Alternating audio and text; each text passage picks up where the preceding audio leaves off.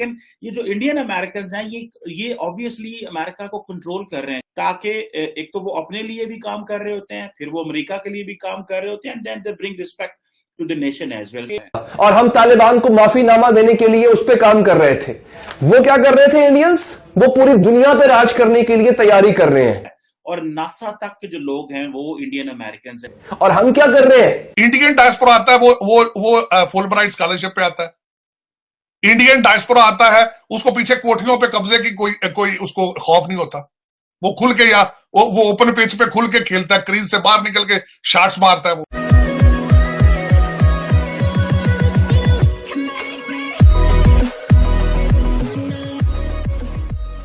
नमस्कार दोस्तों। अब मैंने एक चीज पिछले 8-10 सालों से नोट की है कि जितने इंडियंस बाहर है ना, पाकिस्तानी मीडिया को उनसे बहुत दिक्कत है। अब होता ये है कि जो ये इंडियंस है ना, वो अब मतलब मानिए कि नहीं मानना मानिए, चाहे वो यूके में रहते हो, चाहे कनाडा, फ्रांस या फिर यूएस, अब कोई भी कंट्री काउंट कर लीजिए, वो वहां पर रहते हैं तो ऑब्वियसली वहां की सिटीजनशिप मोर और लेस वो ले ही लेंगे, लेकिन फिर भी वो इंडियन नेटिव हमेशा कहलाएंगे। भले ही उनकी 5 पीढ़ी चेंज हो जाए, लेकिन वो इंडियन नेटिव ही कहे जाएंगे। और ऐसा नहीं कि वो वहां पर जाते हैं, नो डाउट पहले वो सेटल होते हैं, लेकिन फिर उनके दिमाग में, दिल में इंडिया होता है, भारत होता है। और जब प्रधानमंत्री मोदी विजिट करते हैं या फिर कोई ना कोई ऐसी चीज होती है, जब इंडियंस एक साथ इकट्ठे हो जाते हैं, तब पावर दिखती है कि इंडियन डायस्पोरा की पावर क्या है। और देखिए, अगर आप अमेरिका जैसे कंट्रीज को देखो तो कई सारी बड़ी कंपनियां हैं, टेक कंपनियां, उसके लीडर, उसके सीईओ, अगर आप वर्ल्ड बैंक के सीईओ की काउंट करो, आईएमएफ का लीडर की काउंट करो, या फिर आप इवन यूके का प्राइम मिनिस्टर अगर आप काउंट करो, इवन अमेरिका का जो संसद है उसके अंदर अगर जितने भी मेंबर्स है, अगर उनकी काउंट करो, इंडियंस आपको ढेरों मिलेंगे। इसी के साथ ही वीडियो शुरू करते हैं। दुनिया की छठी बड़ी तरीन फौज है, ये भी अच्छी बात है, फख्र करने वाली बात है, लेकिन क्या हमने इसी में गुजारा करना है कि हम लड़ बड़ा अच्छा लेते हैं भाई, और कोई काम नहीं करना हमने? हमारे यहां क्या हो रहा था, जिस वक्त पराग अग्रवाल आईआईटी का पढ़ा हुआ हुई ना, चंद महीने पहले उसकी नॉमिनेशन आ चुकी थी, उस वक्त हमारे मुल्क में हमें पता नहीं था कि धरने हो रहे हैं। हम धरने दे रहे थे, इस्लामाबाद की तरफ लॉन्ग मार्च हो रहा था, ठीक है जी, और कहा जा रहा था जनाब कि आज मुल्क बंद कर देंगे हमारा, और हम तालिबान को माफीनामा देने के लिए उस पर काम कर रहे थे। वो क्या कर रहे थे इंडियंस? वो पूरी दुनिया पे राज करने के लिए तैयारी कर रहे हैं। और हम क्या कर रहे हैं? हम कभी जनाब क्या जी हो क्या गया जी, ये फुला सियासतदान ने ये कह दिया तो फुला सियासतदान ने ये कह दिया, कभी चीनी महंगी हो गई, कभी आटा महंगा हो गया, कभी चीनी नापैद हो गई, कभी पेट्रोल नहीं मिल रहा, कभी डॉलर ऊपर चला गया, और कभी जनाब अब हम सोच रहे हैं कि हम तालिबान को माफ कर दें। ये जो लोग हैं ये अमेरिका में बैठे होंगे, ऑब्वियसली ये व्हाइट हाउस में है, ये स्टेट डिपार्टमेंट में, ये डिफेंस में है, ये जहां जहां बैठे होंगे ऑब्वियसली दे विल, इनकी वैल्यू होगी।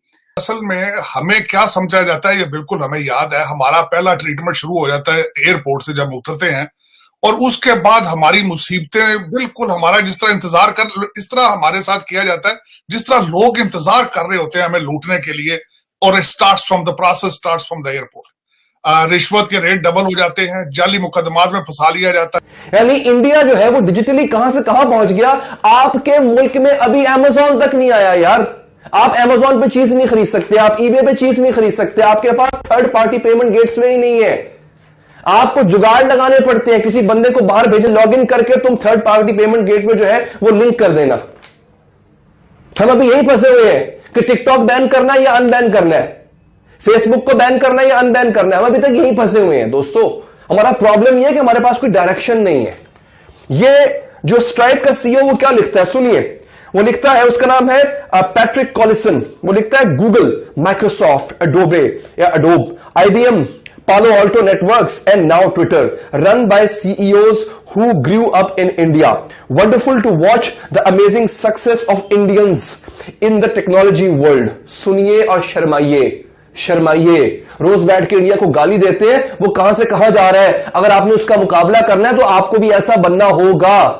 ये आज वक्त है अपने गिरबान में झांकने का। आपको बुरा तो मैं बहुत लग रहा हूं। बताया कि जब बाइडेन जो है उसने जब अपने पहले 50 दिनों के अंदर उसने 55 जो इंडियंस थे उनको उसने अपॉइंट कर दिया लीडरशिप पोजीशंस में, जो एडमिनिस्ट्रेशन में थे।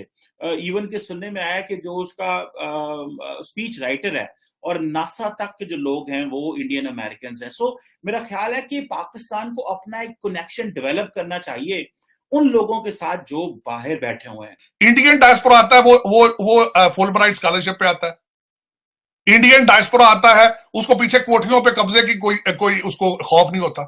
वो खुल के या वो ओपन पिच पे खुल के खेलता है, क्रीज से बाहर निकल के शॉट्स मारता है। वो हमारा डायस्पोरा यहाँ पे आता है। पहले मैं बताता हूँ डायस्पोरा के बच्चों की तरबियत क्या है।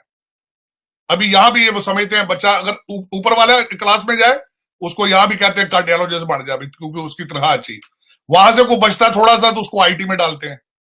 आज तक मैंने किसी बंदे को ये नहीं देखा कि मेरा बच्चा प्रोफेसर बनेगा यहाँ पे अमेरिका में भी, या मेरा बच्चा वकील बनेगा, या मेरा बच्चा यहां पे पढ़ के पाकिस्तान सर्व करेगा। ये बताया ही नहीं जाता। सुनिए इलॉन मस्क ने इसी ट्वीट के नीचे रिप्लाई करते हुए क्या लिखा। वो कहता है USA benefits greatly from Indian talent. America को भारतीय टैलेंट से बहुत फायदा हुआ। और अमेरिका को पाकिस्तान से क्या फायदा होता है?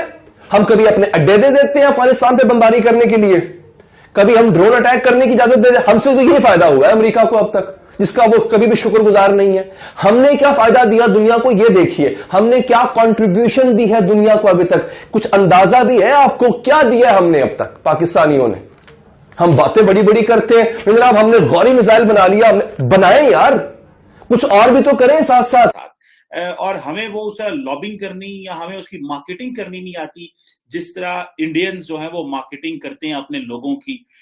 और अब जारी बात है अगर कोई पाकिस्तानी वहां पे बैठा होगा व्हाइट हाउस में, स्टेट डिपार्टमेंट में या अच्छी यूनिवर्सिटीज के अंदर, तो वो डेफिनेटली जिसे कहते हैं ना कि एक होता तो है कि भाई हाँ उसके आने से, उसके बैठने से पाकिस्तान को फायदा तो बहुत ज्यादा हो सकता है। लेकिन ये जो इंडियन अमेरिकन हैं ये ऑब्वियसली अमेरिका को कंट्रोल कर रहे हैं। जिस तरह मैंने बताया, नॉट दैट जस्ट के वो कोई नेगेटिवली कंट्रोल कर रहे हैं, but they have an influence.